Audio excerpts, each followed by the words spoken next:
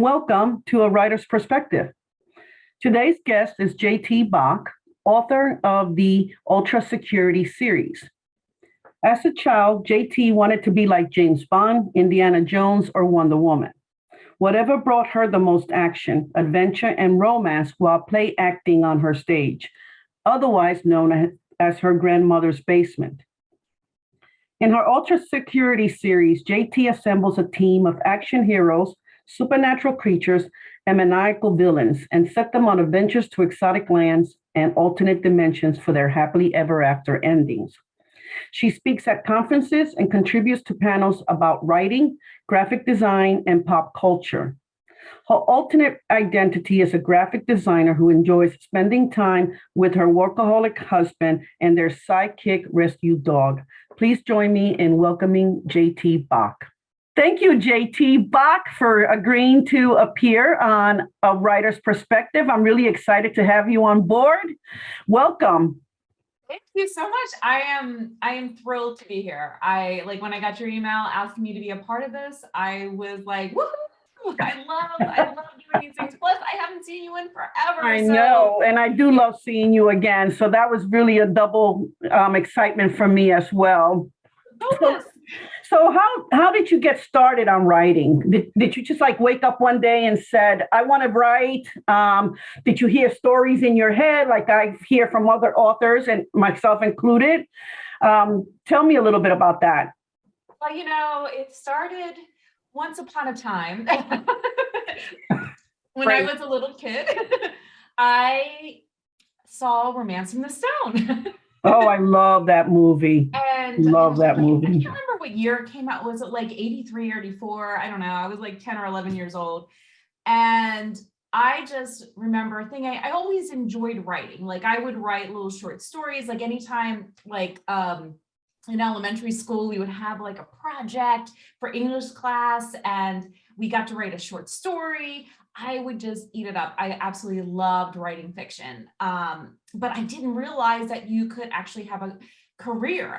I never thought about the people that wrote the stories, that this was actually their job. Right. And so when I saw Romancing the Stone, and it was about a female author, Joan Wilder, who writes these amazing romantic novels, and she's a best-selling author, and she lives in this cool place in New York City, and she has a cute little cat, and she gets sucked into this adventure to go save her sister from this cartel that's trying to get this gemstone from her and everything. It's amazing. And of course, she gets to meet this handsome, swashbuckling man. At his prime. In his prime. He was in his prime. Michael Douglas. Oh my goodness, my heart. Oh gosh, when he shows up in the jungle with that hat and he's got the whip and so I was like, oh my goodness, I can write these action adventure stories. And maybe I could go on some of them too. Right. And meet these handsome guys. Of course, as a 10-year-old thinking, not even, and how cool would it be to have this guy do this sweeping romantic gesture in the middle of New York City and inconvenience thousands of New Yorkers who probably really wouldn't mind that this giant sailboat comes and takes me away in the middle of New York City. But that was sort of the beginning of my writing journey, realizing I could actually do this as a career. And I really started looking into it more seriously.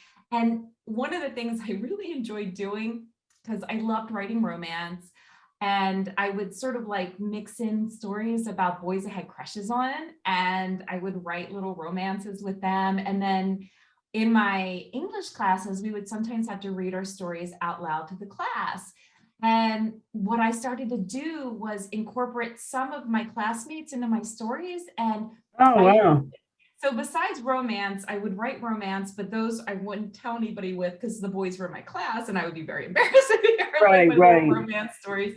But My mom and my grandmother who raised me, we had one TV in the house, and it was always on Matlock or Murder, She Wrote.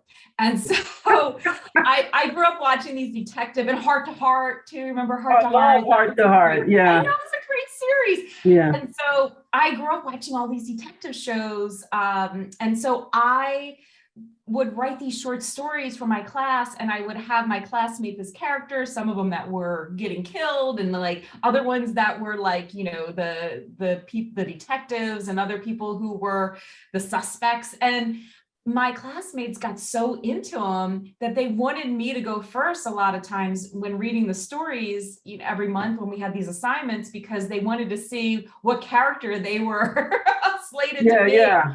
And so I got all this attention, and it just made me excited to write some more. More exciting. And especially because I got all this positive reinforcement. And I think that's a big thing too. So that's why I got started. Cool. What happened when you told your family? When I told my family about what your friends that you wanted to do writing? They're like, you can't make any money off of that. It's true. Sadly, it's true. It is true. But it is true. Yeah. It's a passion. You have to do it. Yeah. And, you know, it's funny because I was dating a guy in high school, and we were going out for about 2 years. And I remember I was applying to colleges, and I wanted to take writing as my major. And I said I was going to be a fiction writer. And I remember him saying, why are you going to do that? You're never going to make any money. I mean, and who's to say you're even going to get published? As if I, you know, wasn't any good or anything. And so I was like, oh, we're done. So that kind of like put the nail in the coffin of that relationship. It was over. Yep. I would have done the same thing. I was only like 17 years old, and I was like, no, I can't have this negativity in my life. Right. So what happened to your first draft? Did you throw it under the bed, or did it get eventually published, or? Oh my goodness. So when I was in college, heeding the advice of many people, I minored in writing, and then I majored in graphic design, because I saw that maybe I could kind of marry the two. Like, I really wanted to be a copywriter for advertising. And then because I thought, well, I can make money as that. And then once I make some money, I could focus on my writing. Right. So I was trying to be a little practical there to sort of have some backup plans, you know? Right. But a lot of the stuff I wrote, the first drafts of, were mostly short stories. And so I wrote a lot of short stories for my writing classes in college. Right. When I got out of college and I was working, I got a job as a graphic designer. In my spare time and on the weekends, I would write a lot of short stories. So it was more like, it was easy to write about 3,000 to 10,000 word stories, to sort of just hone the craft and try to experiment. And then I met some people who were writers and who were aspiring writers, and were writing in romance. And I always read romance. I'd started reading romance probably when I was in like 8th grade, and I shouldn't have been sneaking over to the adult section and reading those books with Fabio. We all did that. We all did that. No worries, you're not alone. Exactly. Yeah. So she was writing a long story. She was writing a full-length novel, and I thought I'd give it a go. And I wrote a vampire story, and this was in the late 90s, early 2000s. And yeah, that one is definitely buried somewhere. And, you know, I did finish it, and I think I got about like 85,000, 90,000 words on it. And it was a paranormal romance. I mean, I remember submitting it to some contests, because I was around this time introduced to RWA, Romance Writers of America. I was introduced to Washington romance writers as well. And so I started kind of understanding that there's a lot of people out there who have broken into the industry, and who are giving back their time to newbie authors, which is amazing. And there was like this huge support network to help me make my writing even better. Because even though I took classes in college, there was still a lot more I didn't know about structuring a full novel. short stories were one thing, but taking into a novel length Yeah. was a Yeah. whole other beast. And Yeah. so I wrote that full length novel, got tons of rejections, like thought that I was like the worst writer ever. And then, Wow. all the doubt came in. Right. But I wrote that first book, then I wrote another book, which was more like an urban fantasy. And that was a lot of fun. And I felt like that one was in first person as opposed to third person, which was my first short story, my first full length novel. And I was getting it because I got a lot more positive feedback about it. And I felt like I was finally getting to my voice, Right. which I think in the first novel, I was trying to write, not only just write to the market, which they tell you to do, but I was writing to the market by kind of being more influenced by other people's writings and thinking that that's the way I had to write. That's the way I had to sound. And it Correct. just wasn't working. It felt forced.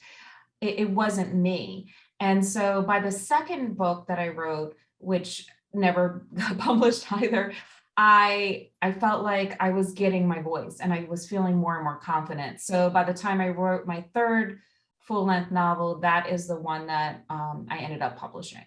Okay. And what was that one called? That one is called Is that Surefire? A Surefire Way. Yes. We'll talk about that soon because I bought it and I started reading it. Okay. Yeah.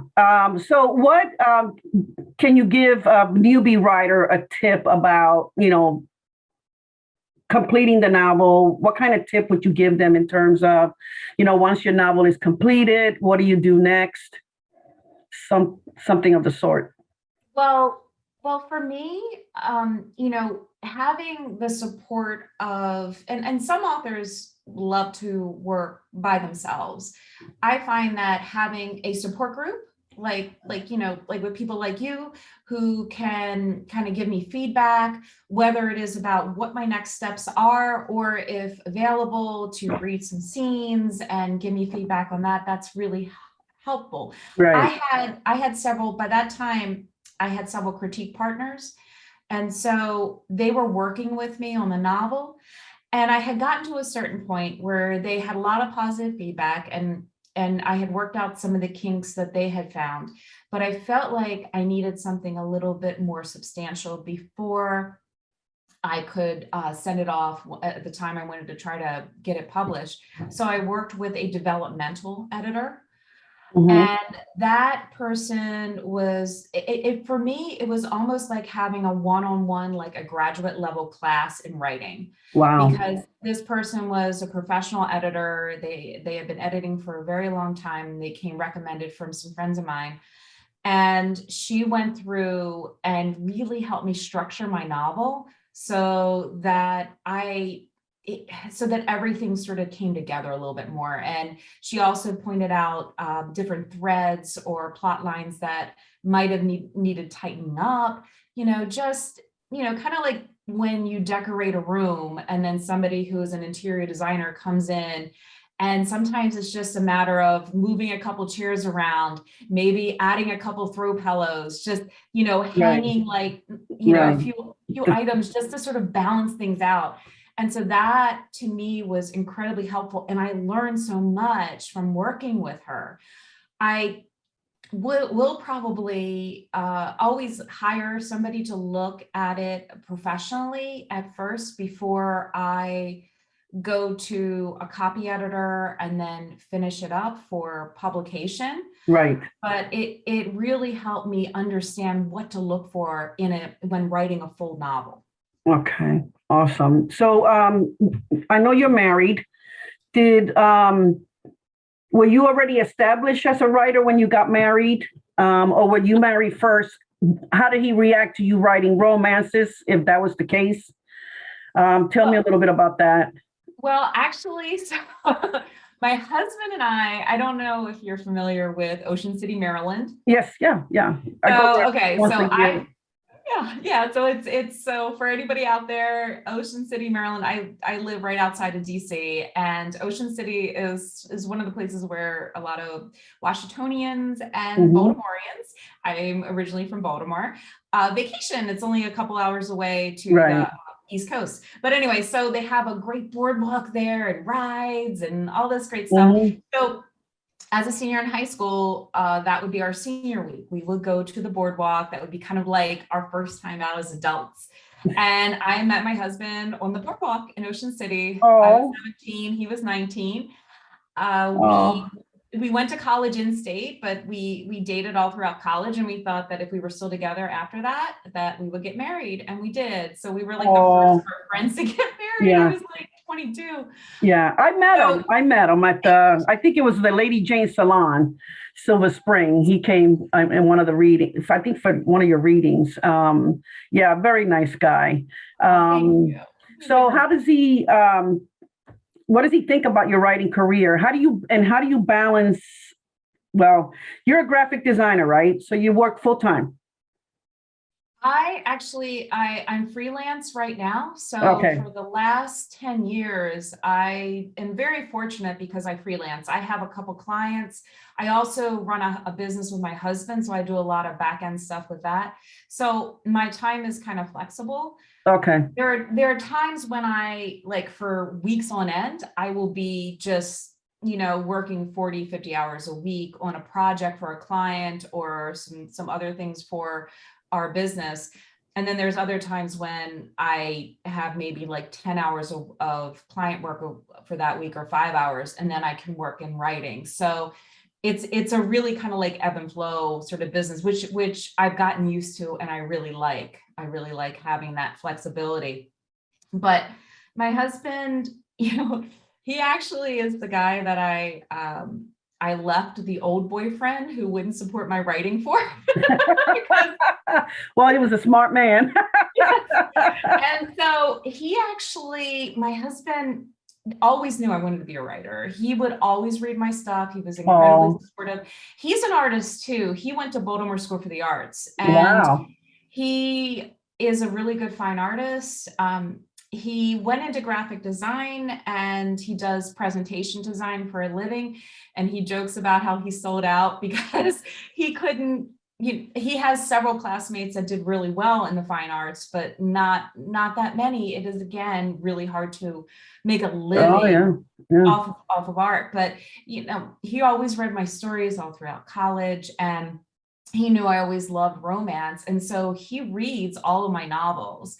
And my stories that I have out, the UltraSecurity series, the ones that I self-published, those are all superhero stories. And part of that was my husband is a huge comic book geek. I don't know if you can see behind me, but I have a sketch of Wolverine, which Oh, is my yeah. I can husband's see. favorite character. And this is by, oh gosh, he's going to kill me. I can't remember the name of the artist, but he's a famous artist in the comic book world. And Mike was so excited that he got these images, Wow. these hand drawings. But so I would always go to comic book conventions, and I never really read comics, but I was like into yeah, I never read comics until like I started dating him, but I always loved Works both superheroes. ways. Yeah, I Works. love, yeah, I love the superhero stories. Like Catwoman was like one of my favorite like anti-heroes. Like she was like amazing. I thought she was like the coolest when I was a kid. So I always loved superheroes, but I just never read the comics. So he got me into the comics, and I would watch all these superhero stories and cartoons and television shows and movies. And so they kind of inspired my UltraSecurity series. So I would have him read them for, like, hey, does this work in a comic book world and universe? And what I'm trying to get in was a bit of the tongue in cheek of that world. Wow. And he'll read them and and sometimes he'll give him the story and he'll get really mad about like if I screw up something, or if he's like, wait a second, this character wouldn't do it this way. Like, I am so angry that you took me out of the story. Oh, So no, that's great though. I mean, that's great feedback, it is. right? You And know? it's also, yeah, Yeah. exactly. What have you found to be the most challenging in your writing career? Well, honestly, these last couple of years have been really challenging, not only because of COVID, and I think, I've been reading a lot of like articles about how much how people have COVID burnout. And sometimes you don't even realize you have the burnout. You think everything's going fine, and then something small happens, like spilling milk, and you start crying over it. It there's a lot of like pressure and stress around that. And on top of our already stressful daily lives. Yep. And so Yeah. I've been finding that very hard with writing. I've been doing a morning writing group with some of my friends from WRW, and that's helped. I've written some new words on a totally different story. I think it might be just a standalone, but it was more something to kind of clear my mind and get my creative juices flowing again. Right.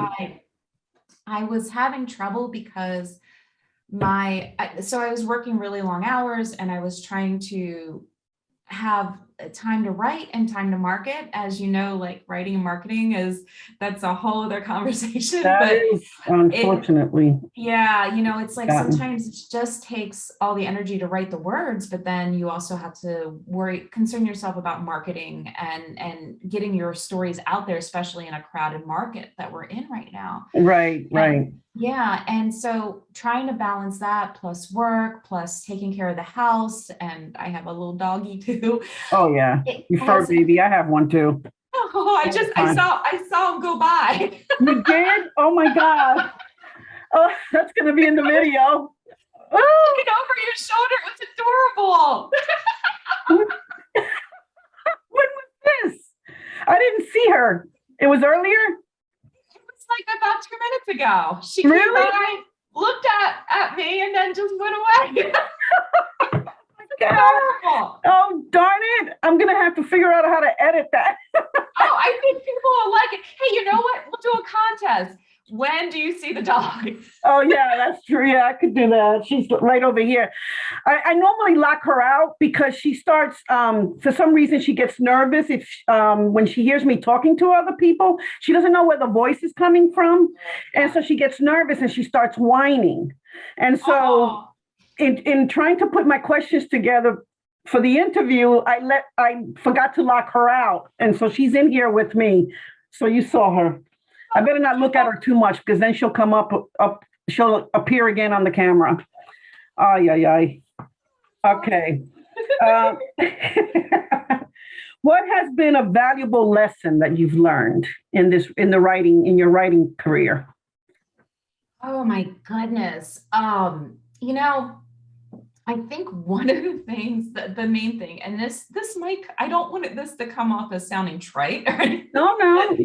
But essentially believe in yourself, because honestly, like it is so, if you don't have, I'm realizing when I write, if I have any doubt in my writing, or if I feel like my story is no good, or like I am just like, I start having those thoughts like I'm a horrible writer, why am I doing this, like I literally freeze.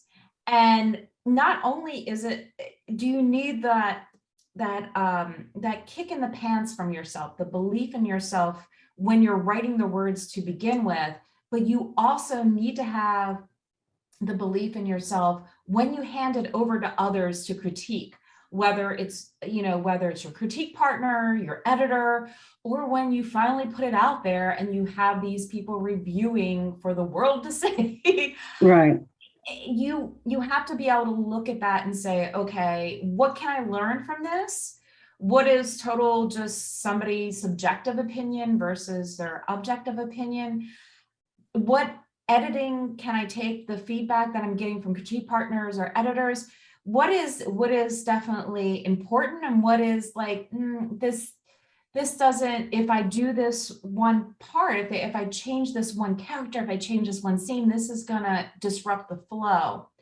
And having the belief in yourself and confidence that you know what you're doing, and this is going to work out if you stick to your guns, or having the humility to know that, okay, this person knows what they're talking about, they're an expert, And if they're saying something is not right with my story and there's a hole in this plot, I really need to take a look at this. So I think it's really just feeling confident in your own skill set and your belief in yourself.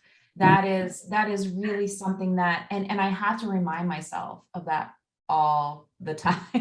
Well, I'm glad you brought this up, because I will then start talking about a surefire way, because I am like halfway reading it. So let me give you a little bit of a pre-story here. Initially, when I set to do these interviews, I wanted to have time to read a book for each author so that we can discuss a little bit about it, techniques, theme, that kind of those kinds of things. And so I read Heather's book. I didn't get to finish it at the time of the interview, but I was like maybe 10 pages from finishing it. And then I realized afterwards that I just don't have time to read a book. But then a couple of people who watched the interview, said to me they really enjoyed the part where I was engaging with the author about their book. So, and I agreed with them, but it was just one of those things that I said, I just can't do it. I gotta be realistic, right? So, but I got several people they were like, that was the best part when you were engaging about their books and the themes and all that. So I said, okay. Oh my goodness. So I did Meredith Bond and I did Tracy Garner. I didn't read their books, but I ended up the other day buying their books. So I'm going to read them. And then, of course, I wanted to be ready for yours. So I bought your book, A Surefire Way. That's the correct title, right? A Surefire Way. Brilliant. Freaking brilliant. I'm getting like the little things going through my body. I'm going to cry right now. Go ahead. You earned it. And I could say another word to really exaggerate the brilliant, but I'm not, because this is, it's not about that. It's not about cursing or, stressing. Adjectives, bad adjectives. Freaking brilliant. Witty, the world building, phenomenal. The characters, the dialogue between her and Raven, just witty, brilliant, amazing. I am hooked. I do love sci-fi. This is a romance sci-fi novel. It's the first book of your UltraSecurity Series. And I know you have Time Trap is after that, and then Dama X, I believe. Well, it goes, actually, it's Dama X is the next one. Okay, so after Surefire is Dama X, and then Time Trap. Yeah, I also have, and this is free on Amazon. It's The Grandfather Paradox. The Grandfather Paradox, yeah, and that's a short story that sort of introduces Time Trap's story. Okay. So you don't have to read the short story, but it's sort of like it's a little. It could be a standalone, but it kind of sets up the action in Time Trap. Okay, so yeah. For a Surefire Way,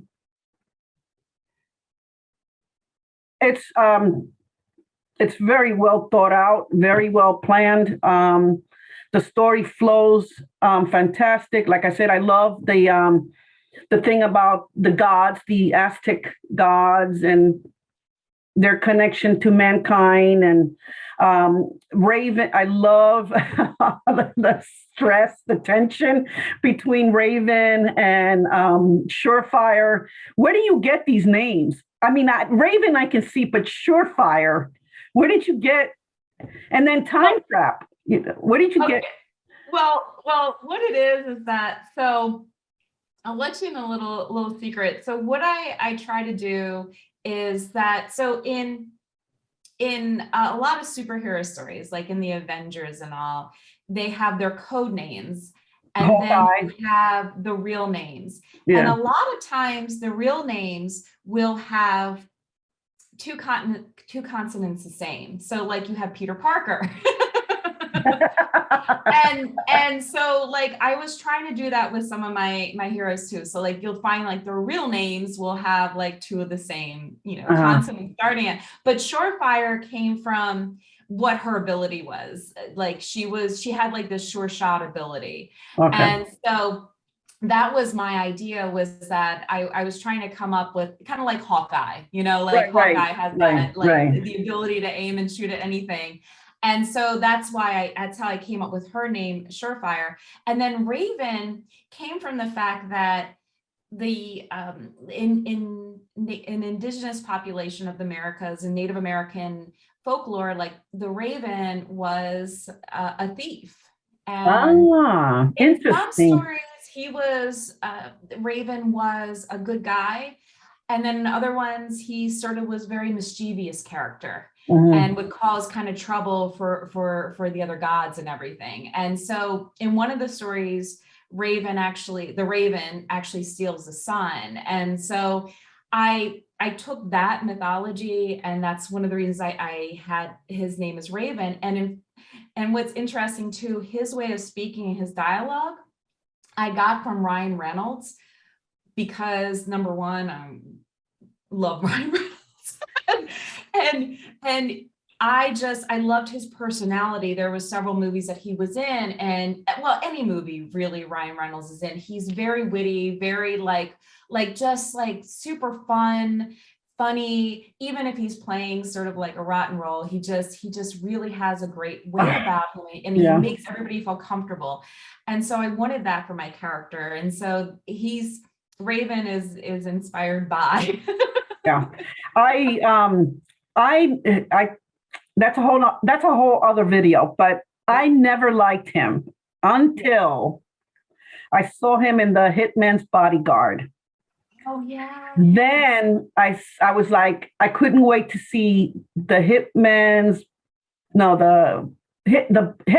Wife's Bodyguard, I think it's the. I wanted to see that. You wanted to see it? Oh my God. I fell in love with Ryan Reynolds. And so I had to rewatch The Proposal, of course. Yes. And he's got his humor. I also ended up signing up again with Netflix just so that I can watch Red Notice. Oh yes. Have you seen that one yet? On my list. Yeah. Okay. He's in his timing, he's awesome. I love him now. So I love Ryan Reynolds. Anyway, so back to Raven. I thought, now that you mentioned about Raven the thief, it's brilliant the way you gave him that characteristic, which is he is a big thief, but then you take it a step further by complicating why he's a thief, and not in a bad way, in an excellent way that keeps the reader, on their toes, because he's stealing in order to return the things to their proper owners or ancestors. And I thought that was brilliant, and there's Pax, Surefire's boss, and then there's a character named the Oracle, which reminded me of the Matrix, but there's nothing like the Matrix. It's just that the name Oracle, and she's able to read minds and stuff like that. A bunch of like, I don't want to say complicated characters in a negative way. They're complicated, but in a very positive way, in that they keep the story. Like, even when you're not reading a section with Raven or Surefire, you're reading Pax and the Oracle, and it's just like really interesting. You want to also get involved with Pax. You want to get involved with the Oracle, and then you go back to reading with Raven and Surefire going at it. It's just phenomenal. But I noticed that the grandfather paradox, is that your last book that you've done? No, Time Trap was my last one, and grandfather paradox introduces time travel. Okay, so Introduces her story. Yeah. Okay, so then it's Surefire, Dama X, Grandfather Paradox, and then Time Travel. Yeah, because Dama X is the story of Pax and Oracle, because they have a complicated past. Okay. And also there's something that happens to Oracle at the end of Surefire Way that really affects her ability and affects, makes her question who she is and what her next steps will be in using her abilities. And so Dama X kind of focuses on her and her trying to come to terms with herself powering up and getting to the power level and what that means and her fear around it. Okay. And I really enjoyed both of those characters. I enjoyed Pax a lot because he was sort of like a curmudgeon, but like a good guy. And he's got a big heart, but he sort of has like this hard exterior. And he's cool. And he's like over 6 feet tall, right? Yeah, he's a big guy and he's huge and he's got like super strength and he's just a bit of a curmudgeon. Like he's kind of like imposing and like kind of scary. And I've been around, I think we've all met those kind of guys or those kind of people in general that are just very imposing, even if they don't have the size. But and then once you start to get to know them, you're like, oh, you're actually a really nice guy. Yeah, you're a teddy bear. Teddy bear. Yeah, exactly. When I wanted to go back to you were talking about names. So Surefire's real name is Cynthia.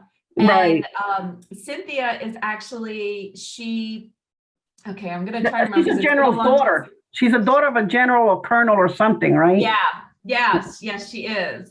And he plays a big role later on in the story too. But the name Cynthia, it has to do with, it was a goddess that shoots arrows and she's I know who you're talking about. Yep. I don't know that I don't remember because I studied ancient Rome and ancient Greece in college. But yes, Cynthia was a warrior type. Yes, she was, and that's sort of that's why I named her that. And when you go into a lot of the places, I grew up in Baltimore, and so I really wanted to write about always have that city. It's always has a place in my heart. You're right. And I wanted to, so I write about the downtown Baltimore area. And so it was kind of fun when some of my friends were reading the story. They're like, oh my gosh, you put that place in, or you talked about this street. And the same with Washington, D.C., there's a scene where Raven and Surefire break into the Smithsonian Museum, Natural History Museum. And to write that scene, I had actually gone down there and trace the steps that they would have taken. And in fact, I almost got in trouble with the security guard because I was taking pictures and I was actually trying to see where the cameras were. So that I was like, so if they sneak into this room, there's a camera there, there's a guy, and this guy comes up and is like, you were not supposed to be doing that. Oh my God. Oh God. Yeah, I can see that. Happening. Like case in the joint or something. And then I was like, oh crap. But it was kind of fun to be able to write about the cities that I lived in, because I think that also helped with the world building. And it also, I got a wonderful appreciation for the Aztec culture and their mythology. It's such a rich mythology. And it's beautiful. It's absolutely beautiful. There are so many different legends and gods and goddesses. And in fact, I don't know if you've gotten to it, but there's a part where Raven and Surefire play the ball game. Not yet. Okay. All right. So there's an important part that's going to come up. But you can talk about it. Okay. I'm still going to read it. I had gone to Tulum, which are these Mayan ruins. And so the Mayans were in a different part of Mexico than the Aztecs, but the Mayans also played this ball game. And I just remember standing on this ball court, and it was just, I said, and this was 20 years ago, I was like, I've got to put this in a book sometime. Wow. And so it was like 10 years later that when I was first doing the first drafts that I worked that in, and I did a lot of research into how they would play the ball game. Would women play? what was the ceremony around it? What would it look and feel like? And, it kind of came to the conclusion it would pretty much be just like any sports game here. It was something that the community would come together for, just like we would come together to watch a football game or a baseball game. Right. And wow. and it was a lot of fun. It was a lot of fun to think about that. And also like the smells, and what would the smells be in the air? What would the people be like? What would they be hearing while they're playing this game? And it was just really cool. It was a lot of fun. Oh, can't wait to see that. Can't wait to see that. So in terms of the next book, are you working on the next book? So this is what happened. I hit a bit of a road bump right before we had the COVID shutdown. And I had a diagnosis of rheumatoid arthritis and fibromyalgia. And oh no. That really, like, I had gone from being able to work about 8 to 12 hours a day to some days like lucky to have 4 hours of work a day. And so I had to figure out how to restructure my writing life and what that meant. And I was on the next book, and it was about one of Surefire's other bosses in UltraSecurity, and I got about 20,000 words in, and I just hit a roadblock, and I wasn't sure what was going on. Was I burnt out with this world? Was it what was going on with me health-wise? Was it what was going on in society? That a little bit of everything. Yeah. Really. And so I thought I'd pivot, and I started just to try to get my mind focused on something else, hoping that it would sort of unlock something for this other story. For Gloria is her name. For Gloria's story, I started writing a medieval time travel story, which has nothing to do with this world. So about 20 years ago too, I read Ivanhoe for a book club, which almost like ruined the book club, because everybody was like, to this woman, Sarah, who had picked the book, like, why did you pick Ivanhoe for this book club? Like, this is not like, college English class. This is just a bunch of women having fun. So anyway, I read it, and I was like, I got an idea for a time travel story based on that. And so I started working on it. I have been writing it over the last year during COVID. So I got 60,000 words in. Wow. Still, yeah. So it's been great. It's still, so my plan is to get to the end of the story. I'm so close, just very basic draft, because, especially with the medieval period, I have all these books. I have a basic understanding of it, but not like all the details. So I have big gaps where it's like, look up how they use the bathroom here, Right. Look up how they cook food, look up, so I have a basic understanding of what I want the story to be, but I'm going to finish that. And then I'm starting to get ideas how to finish up Gloria. And Gloria's story was, it was kind of like a big Avengers type story. And, kind of, I don't know, I sort of have like this theme of women kind of getting revenge on men in some of my stories. And so that's part of the story too. And I'm definitely excited to go back to it. I think you should. I think you, I don't think you should. I'm not saying it's a waste. You're wasting your talent, because I get it, health. I'm having health issues. And then with doing this, which I think it's an important thing, and it's become, a passion of mine. My writing has suffered too, because we get stressed out. We get stressed out, like you said, about the things that are going on in the world today.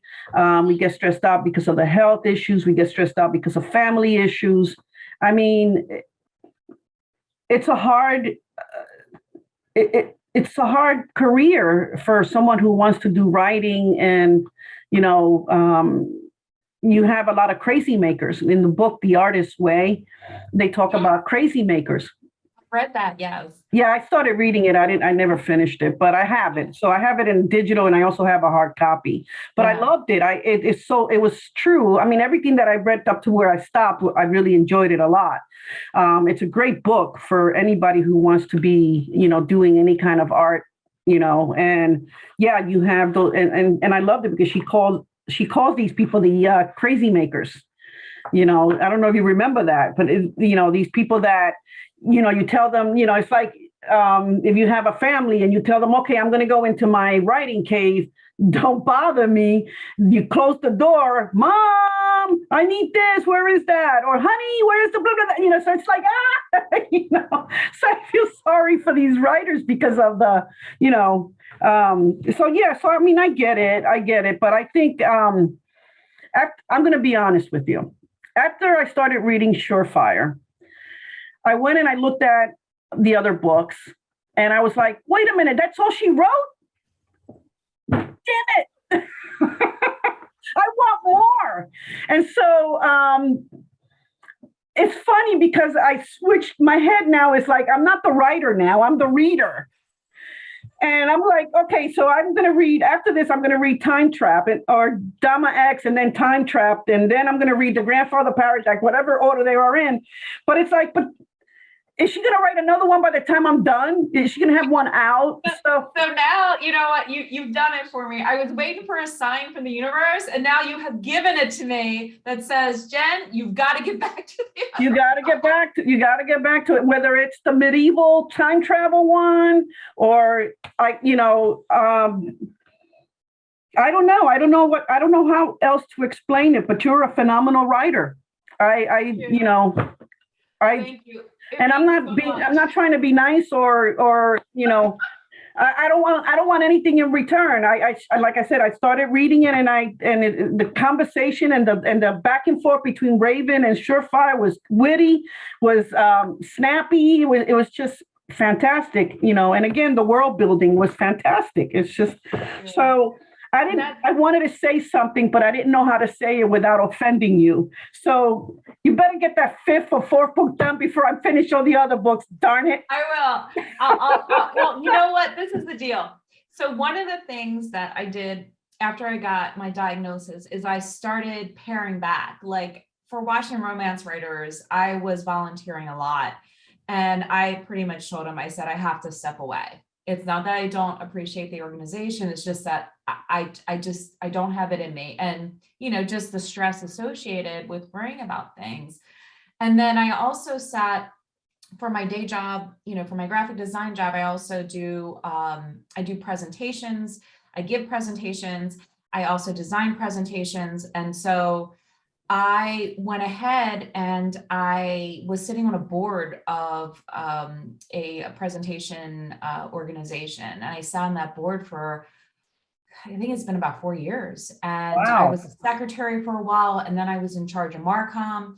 And finally this year I said, everybody, I absolutely love and support this organization, but this has taken up way too much of my time. It was like more and more, it was taking up too much of my time. And I'm a perfectionist. Like once I say yes to somebody, I want to make sure that I give it my all. And I realized I was giving it to everybody else, but not myself. Yeah. And I think for a while there, I lost that belief in myself. And so I was looking for outside things that could give me fulfillment, that I could get feedback immediately, and that I felt like I was actually contributing.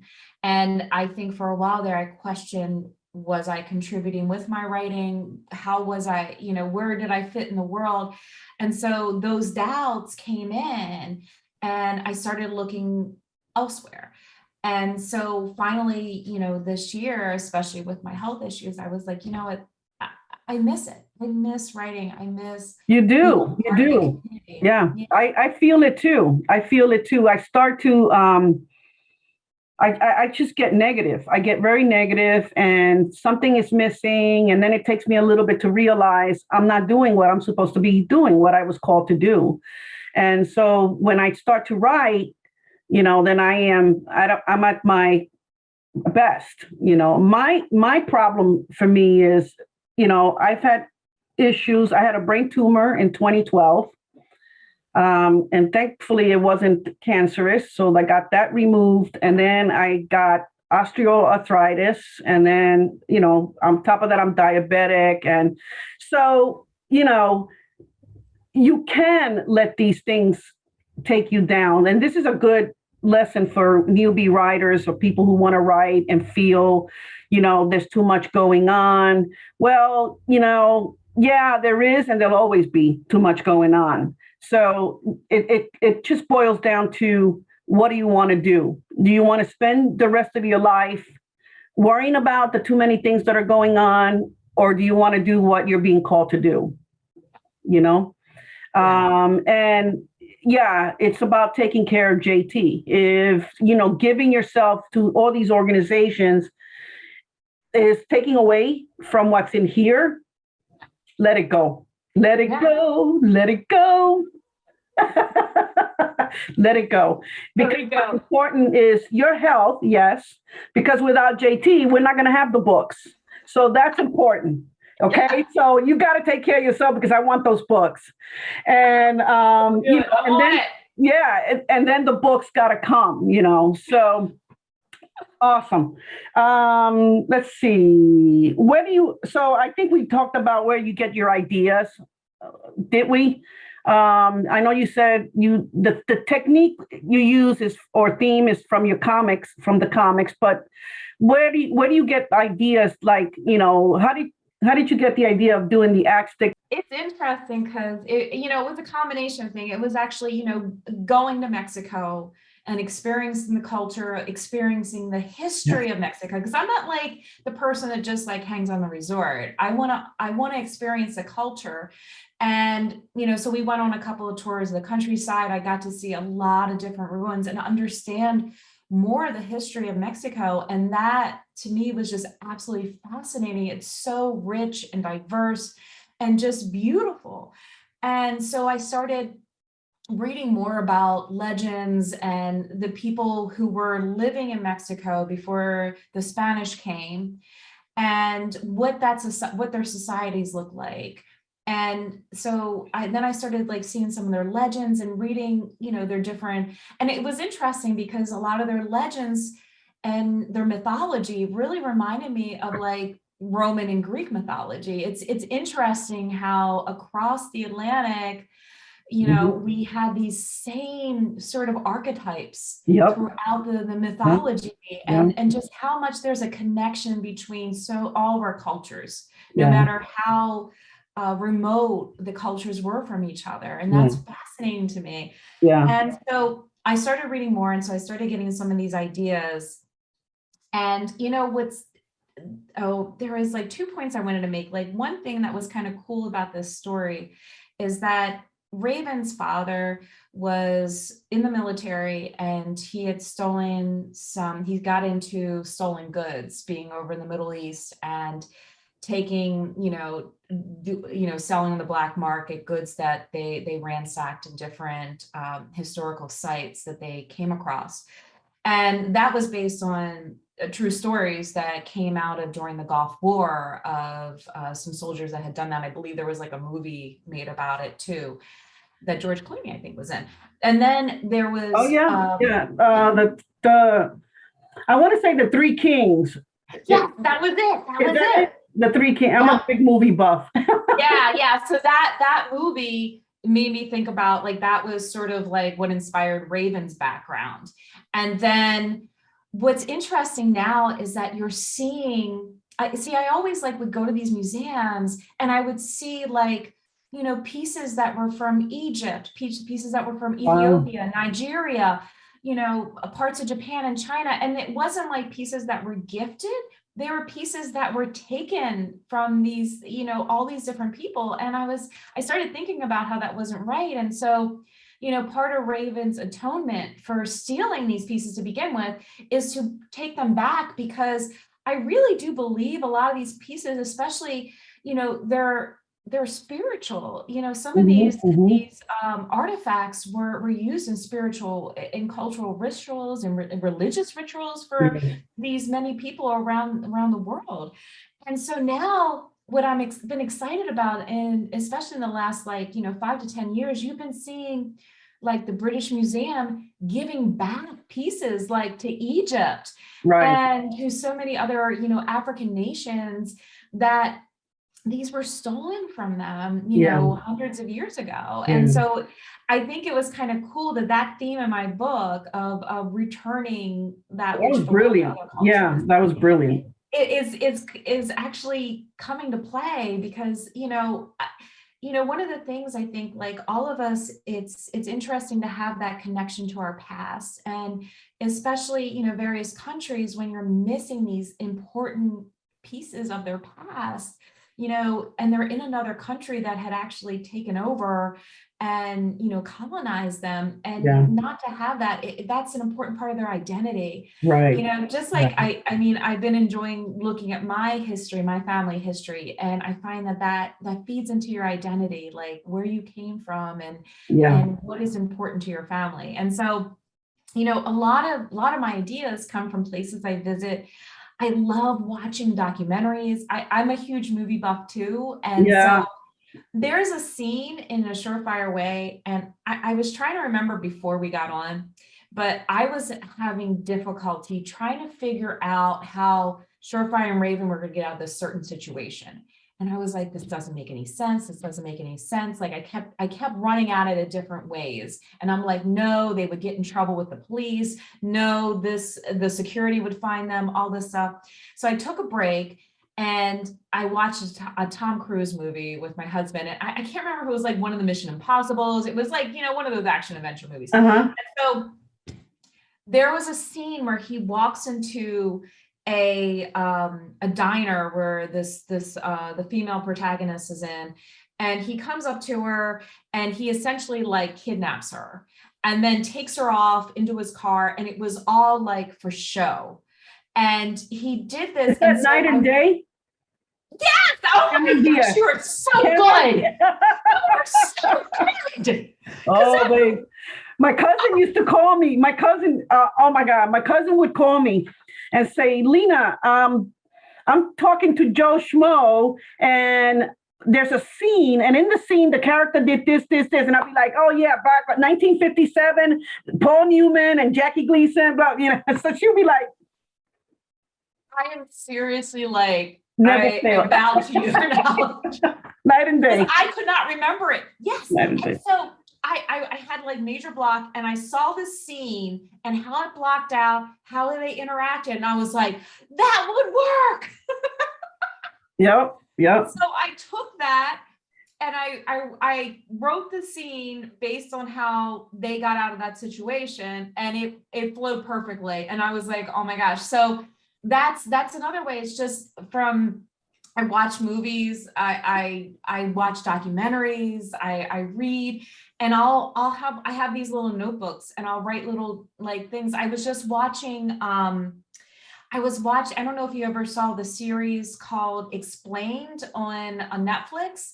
And it's a documentary, and they explain different things. Like, Okay. for Yeah. example, they have one series that explains love and, the cultural stories about love and things like that. This one is about the mind. And there's one that is about brainwashing. And Wow. I thought it was very interesting because psychologists talk about how there really isn't a thing about brainwashing, but the way it is, they explain like the steps to get somebody to kind of change their fundamental belief system into something else. Wow. Like how somebody who, seems to have like, is doing fine in life and this and that, and then all of a sudden becomes a huge conspiracy theorist and, has a bunker in their basement, and it just totally like, Goes out. just like drops out of society.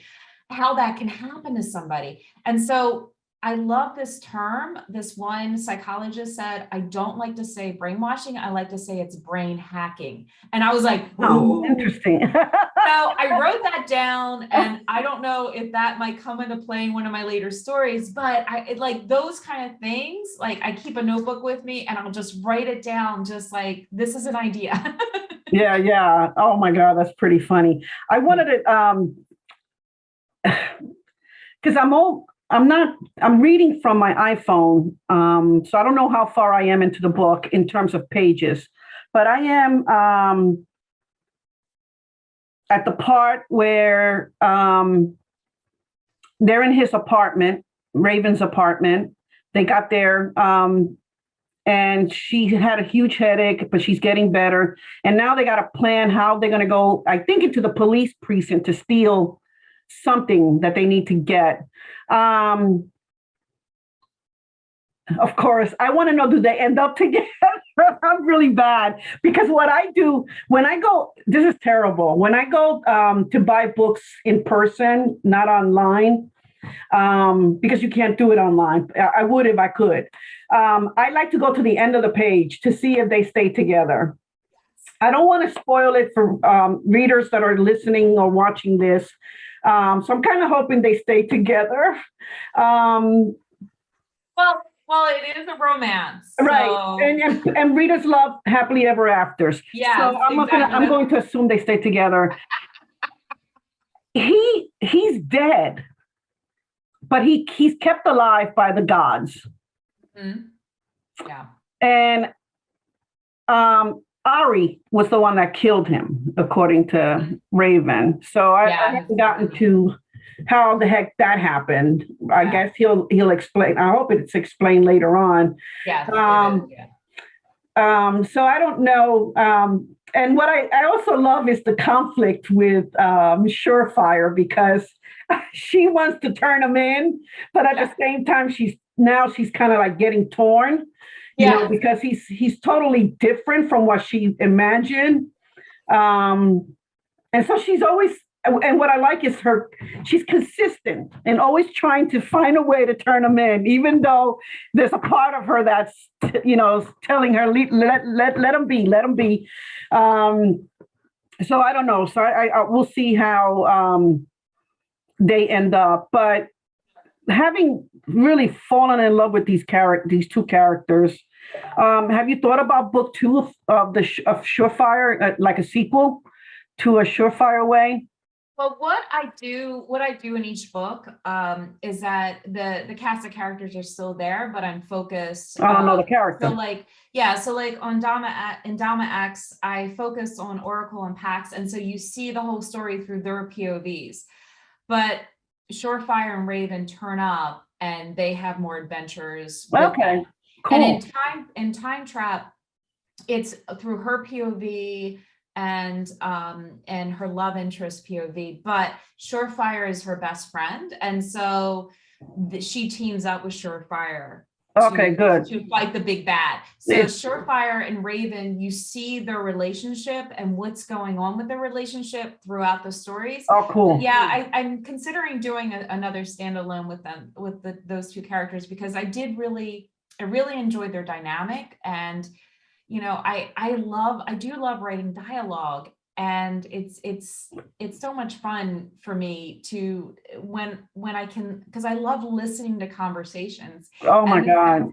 Your dialogues are amazing. Your dialogues are like, you're the queen of dialogue. I read Heather Hayford's First Comes Love, and she writes sweet romances, contemporary sweet romances. And there were a couple of instances where I just about fell off my chair because of, the dialogue, interaction between the hero and heroine, and it was witty dialogue. And so I wrote to her after the interview and after I finished the book, and I said, it would be really nice if Carrie and, oh my God, I think I forgot his name. Oh, I can't believe I did that. I want to say Alex, but I could be wrong. If Carrie and Alex would work together to solve a murder. engaged. She's like, She texts us back. She goes, interesting. Because Carrie is a lawyer, and his name is not Alex, but he's a cop. He's like a sheriff. And so it would be nice because of the characters. And it was really sweet. It was about blended families and anyway, but I enjoyed that very well. So yeah, it would be nice to see another one with Surefire and Raven. So how important is it for you to connect with other authors? What do you get out of it? Well, a lot of stuff like, this kind of opportunity, Right. you have a friend of yours who's like, hey, I'm doing this really cool YouTube channel now. You want to be a part of it? That's so cool. And I was on Prue and Mary. They do a podcast every now and then. They reached out to me to be on it earlier this year. Is that Mary Berry? Mary Bond, yeah. Meredith Bond, yes. She told me she did a podcast, and she does it, right? She does it regularly. Yeah. Her and Prue, sometimes they interview people and sometimes they just talk about craft and what they're doing, and just sometimes they're just silly. Yeah. What kinds of lectures do you do on writing at these conferences? Well, this kind of feeds into what you were saying about what I get from other authors. And I think for me, networking with other authors has been really important, has been really helpful in being able to do presentations, because I had Denny Bryce, who, so she got us into doing a presentation for WRW. And because of her, and, knowing me through WRW and seeing me present, that sort of opened the door for me to do a lot more presentations. And I started doing presentations for other chapters on graphic design, and especially like, how do authors who are going to hire a graphic designer, whether it's to do marketing or their website or book covers, if you're self-publishing, how do you talk to a graphic designer? Because a lot of times people, I take for granted, I know all the terminology, and then I would start talking to other authors about it, and they'd be like, I don't know, what are you talking about? Right. It's just in my world, everybody knows those terms. And so I created a very basic course for how to talk to designers. Cool. If you want to hire somebody, these are the things to talk to them about. Because one of the things that would happen to a lot of my author friends is that they would hire designers, and then they would be telling them what they wanted, but the designer would be giving them something totally different, and then it would cost them more money. So I was like, okay, this is what you need to talk to them about. This is how you need to describe this is the leading, this is the kerning, this is the font choice, and what all that means and how to communicate that. And so I did that. And then when I did that presentation, another author, Lynn Silver, saw me give that at RWA and said, hey, I'd like to do a presentation with you, because she does swag. She sells swags to authors, and how to, talk to people about designing logos and designing book covers and all that would work on swag. And so we created a presentation that we gave at the retreat. And I also got asked by Alexis Daria to co-present with her at RWA at the last minute. She became really overwhelmed because she was asked to do a lot of things at this conference. And she said, hey, I'm giving a 2-hour workshop on graphic design, because she's a graphic designer as well. Can you help? And the reason why she reached out to me is because we had met at a WRW retreat where I gave a workshop on graphic design. And she's like, wow, she knows what she's talking about. I'd love her help on this. So for me, what I've gotten from other authors is definitely support and definitely more opportunities. With something else that happened too, Deborah Dunbar, I don't think she's a member of WRW anymore, but she writes urban fantasy. She's really amazing. She asked me right after Surefire came out and Dama X was about to drop, if I want to be part of a Christmas anthology of, short stories. And that's where Time Trap, the Grandfather Paradox, first appeared. And this is set during the holidays. And so it actually was great because it forced me to sit down and write this story and think about this character and set it up. And the other authors that were part of this book were some of them very established. And so I got a lot of book sales, and I'm still getting book sales from that anthology I did. I want to say it was about 8 years ago. Wow. So that was, Cool. I wouldn't have had that opportunity had I not met Deborah at different WRW events. So for me, that's what's been great about having the support and just insider knowledge, because some of the writers, like for example, Pippa Grant, she's a very prolific, amazing writer, and she's an amazing person too. But sometimes I've gone on writing retreats with her, and I've picked her brain about how she does marketing and how she sets up her day and stuff like that. And so for me, having the ability to kind of chat with other authors who are very successful, how they got there has been very, and all of them have been amazing support, Wow. you know, with their time and with their knowledge. So that's been great. Awesome. That's great. So what's next for you now? Well, I think I'm going to be writing the next book in the series, because somebody over here getting on my case about it. I'm going to get in trouble next time I see you if I don't have it. Oh my goodness. Oh, that's pretty funny. That's great. That's great. Just what I wanted to hear. Christmas So that is is coming early. Yeah. I've set it up so that I've spoken to my husband. We've talked about like scheduling, and because I've cut out my volunteer time, and I'm going to be focusing, actually this upcoming week, I'm going to be focusing on scheduling and how I'm going to work out my writing schedule and my day job schedule. Awesome. So yeah, so that's my goal. My goal is to actually finish the Middle Ages time travel story, just to get the first draft done, and then go back to Gloria's story and finish that, which I know how it's going to end. It's just that middle part. I know. I'm a pantser. How's she going to get there? I'm a pantser. Yeah, I'm a pantser. I know the beginning and the ending, and then I just got to go in and fill in the stuff. So you are pretty much self-published, right? Yes, I am self-published. How's that worked out for you? You know, I like it because it has given me the ability to tell the stories I want to tell. Because when I was shopping around Surefire Way,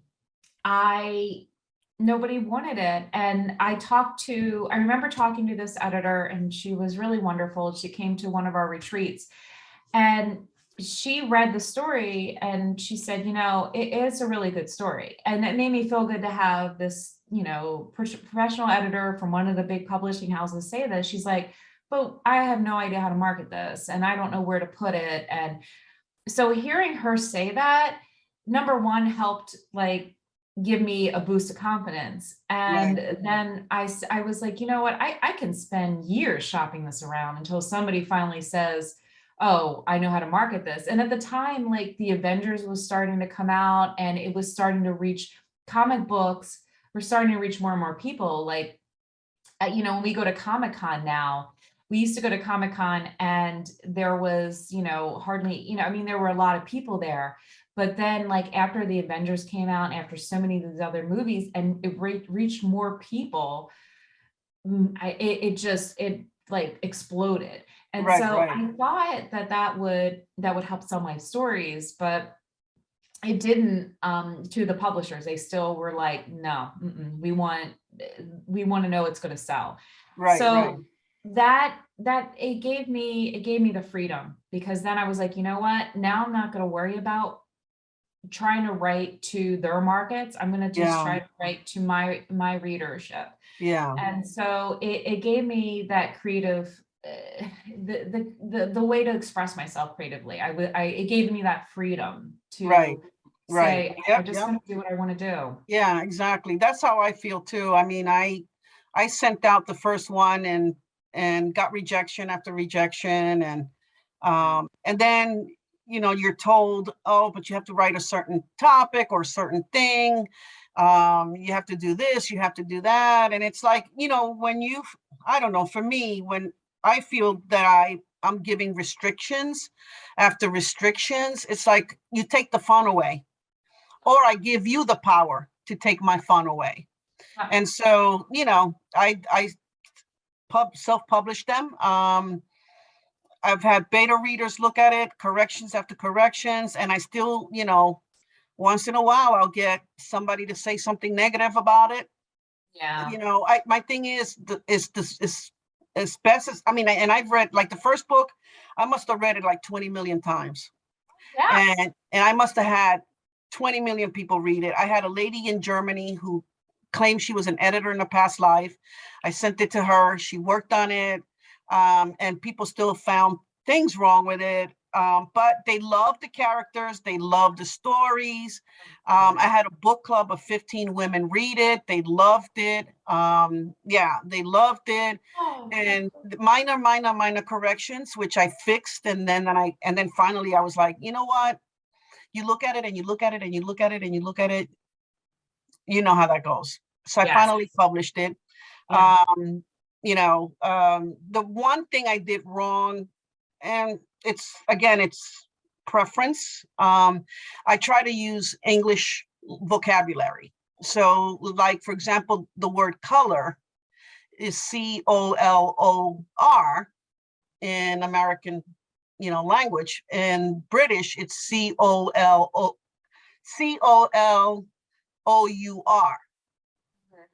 And so people that were reading it, they came back and left negative, you know, things by saying I had a lot of misspelled words.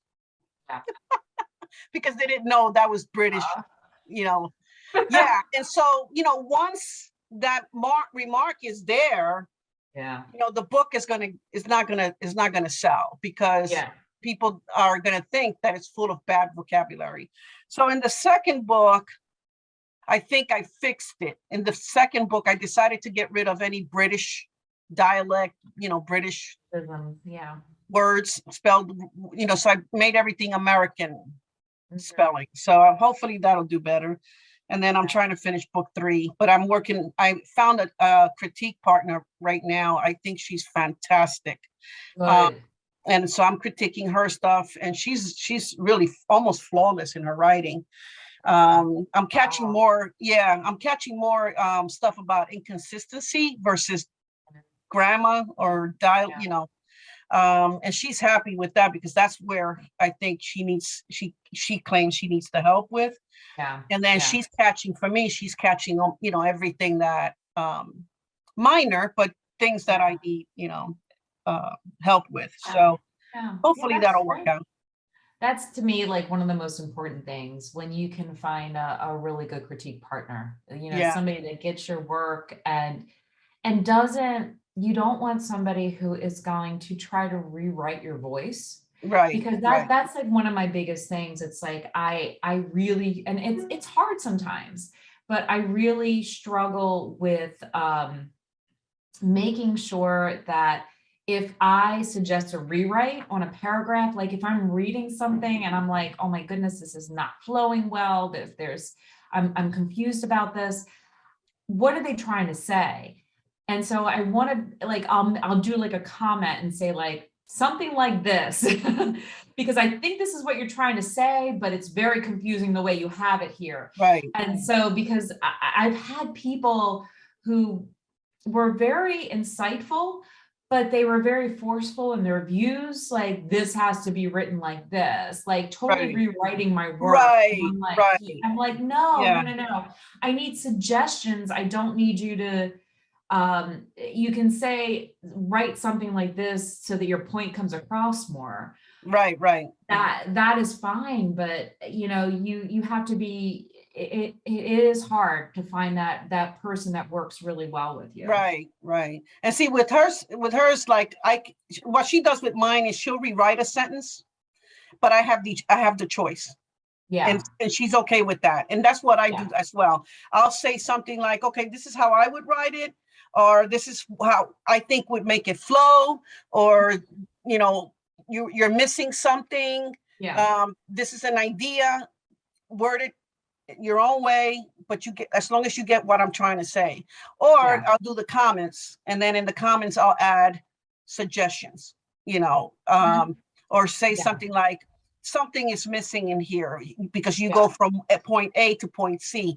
And so I'm missing point B. Is it me or is it, look at it and reread it. And if you think that's what it is, fix it,